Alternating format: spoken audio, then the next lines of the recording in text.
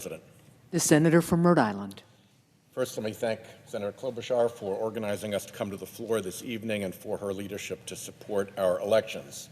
We got lucky this year. There's good news.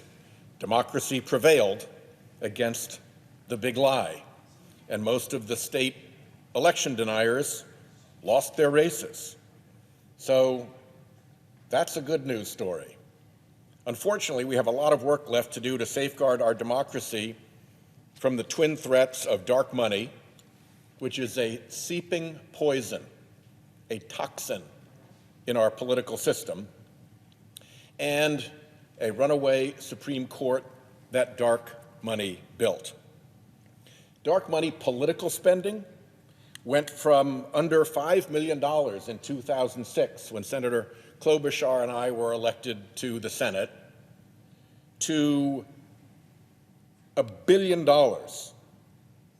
in 2020. $1 billion in 2020. And outside group spending from billionaires and special interests has climbed to $2.1 billion in the midterms. And most of that outside spending is anonymous. It's dark money. This torrent of dark money looses a tide of secret influence, improper, ungovernable, corrupting secret influence. And Americans despise it. They understand what's going on. More than 90% of Americans support ending dark money through greater transparency for political spending. Because when some big special interest is spending $2 billion, you know that the American people aren't winning. My Disclose Act would have stopped it. Unfortunately, not one Republican would vote for it. So we have work to do to build public pressure to make sure that the Disclose Act becomes an irresistible force.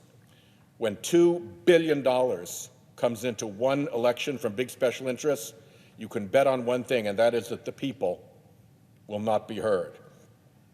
Now, over at the court, $580 million at least has been spent to acquire a Supreme Court eager to hand major wins to big Republican donors and the party.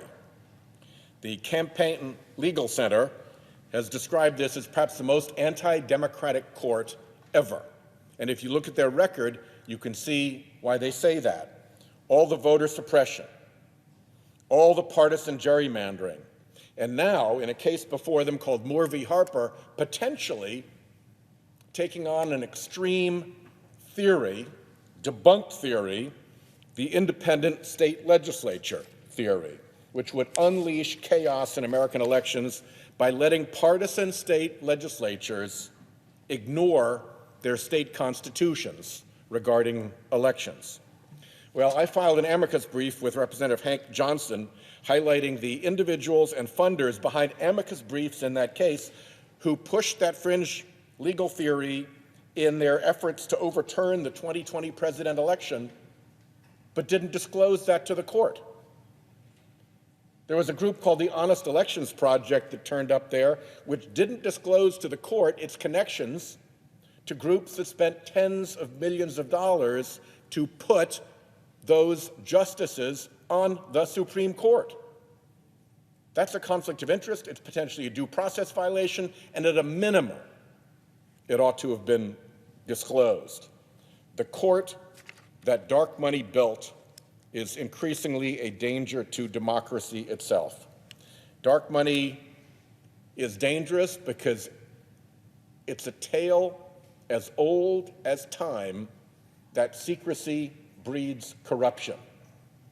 And in a great democracy like ours, where the people are supposed to rule, where citizens are supposed to make the decisions, to deny the people, to deny the citizens the basic information about who's behind what organization, to hide who's behind what jersey on the playing field, is a grave disservice to democracy. Dark money influence on our politics and dark money influence at the court have got to be put to an end. And with that, I will yield to the distinguished Senator from Maine, Senator King.